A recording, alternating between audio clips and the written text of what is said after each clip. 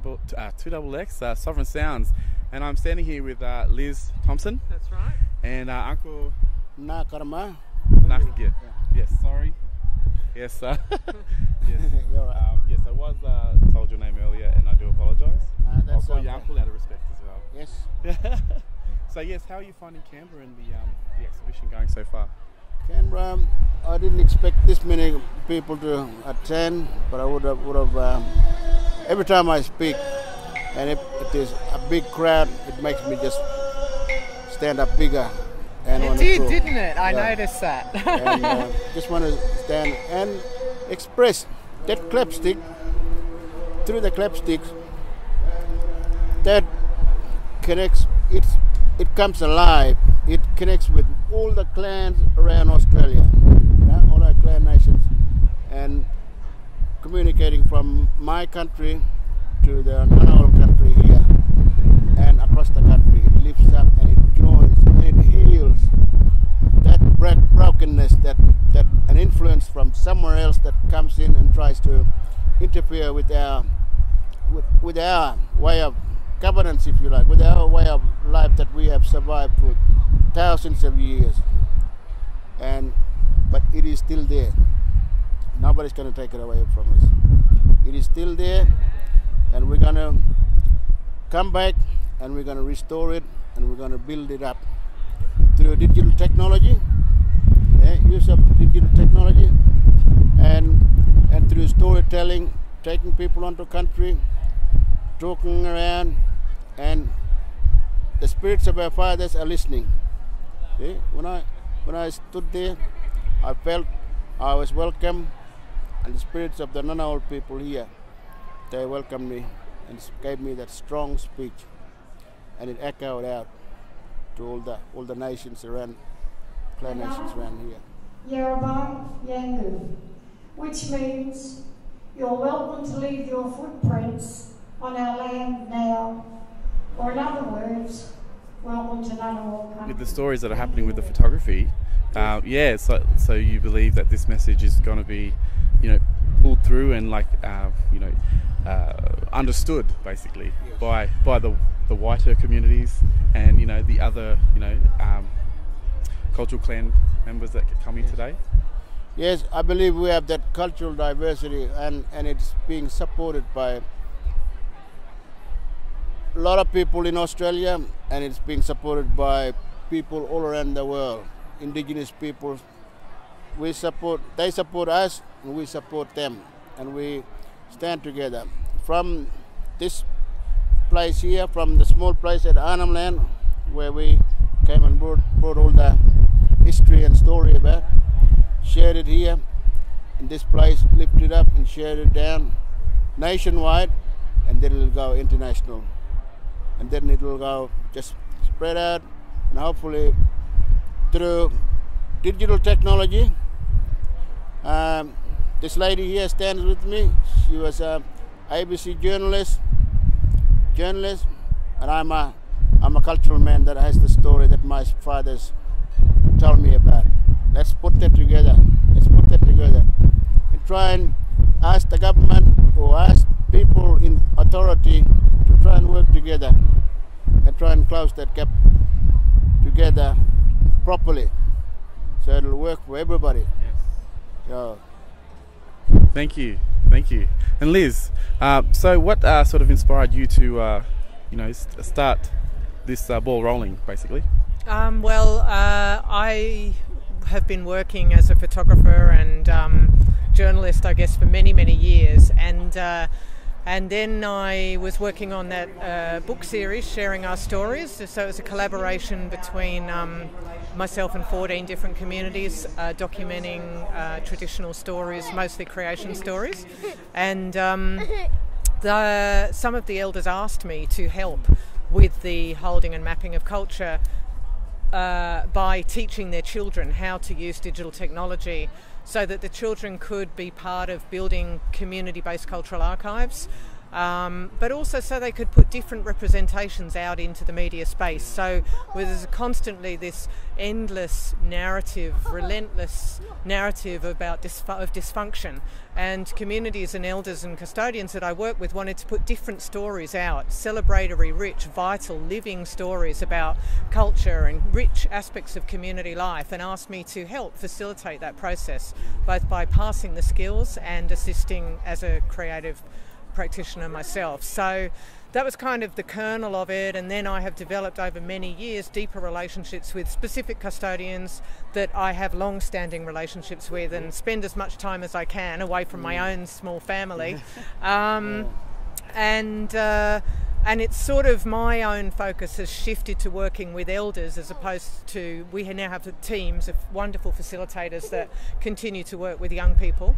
But I work mostly with the elders, working really to map the journeys and the tracks of the creation ancestors as they travelled through country, returning elders and children to country, and through that process facilitating intergenerational transmission and documenting and recording those stories where they live in and on the country, for communities as a resource, and for communities to share the parts of those resources that they wish to with the broader community, to build respect, to build understanding, and hopefully to, raise awareness around Australia, not only in relation to the richness of the culture, the depth of connection to country, but also, as we spoke of in there, the fragility of it, and the urgency, the crisis that exists in this country right now in relation to holding that culture for the future.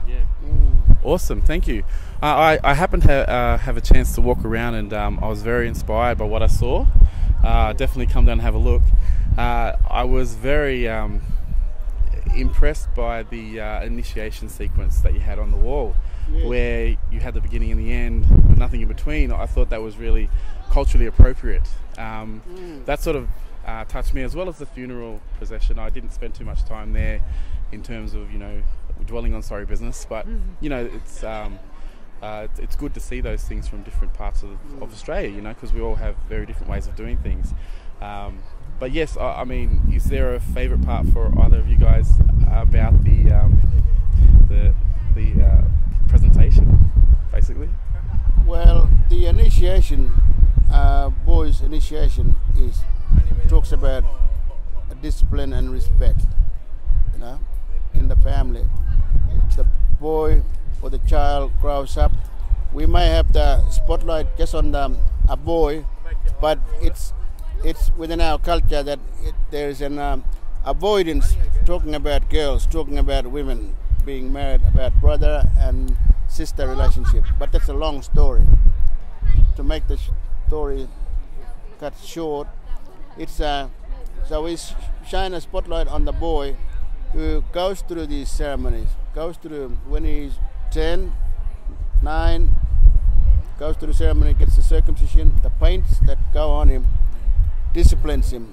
It tells him to respect those people who are singing. It tells him to respect your grandmother, your grandchildren.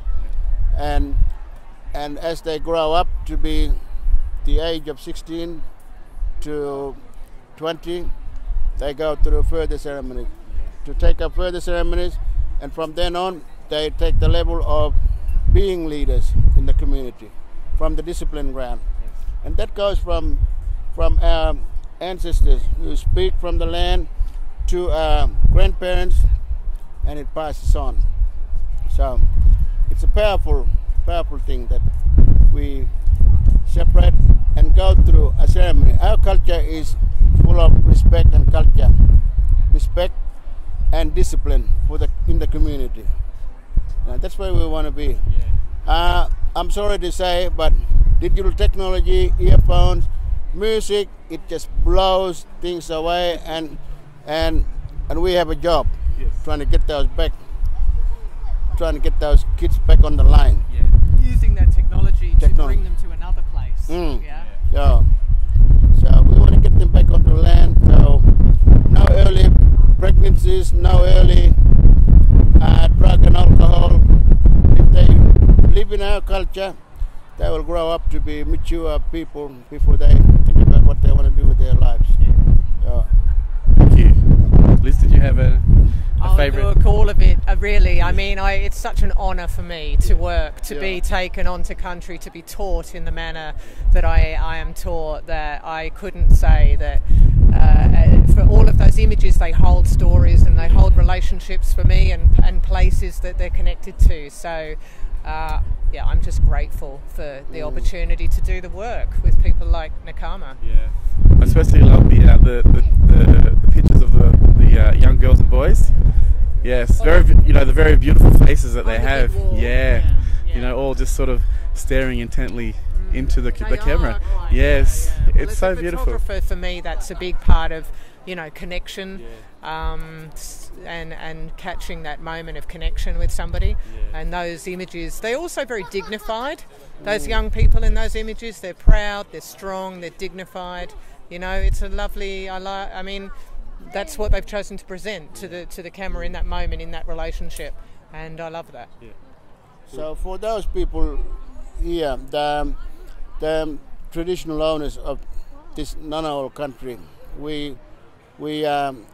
I appreciate it so much, and I would like to say we are with you all the way. We want to stand together, and thank you for having us on your land, and we want to stand and hold hands together. You're not alone here.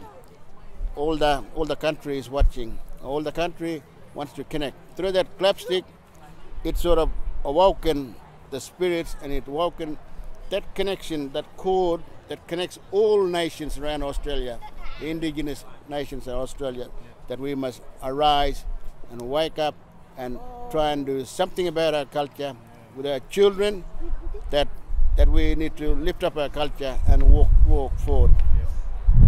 Thank you. Like, I'm feeling very appreciative of this moment at this moment. Feeling right. Goosebumpy. Yeah. Do you like that? Yeah. Great journalism. But yes, thank you guys for taking the time out to come out and, you know, do the interview with Sovereign. I would love to come up. Is that? Hey, yes, Uncle. Like, you know, I'm a Bunjalung man from the far north coast, New South Wales. I would love to come and see. When you sound the clapstick, it's never far away. We're within reach. Thank you, Uncle. Thank you, Liz. Thank you. Thank you so much. One way for me there.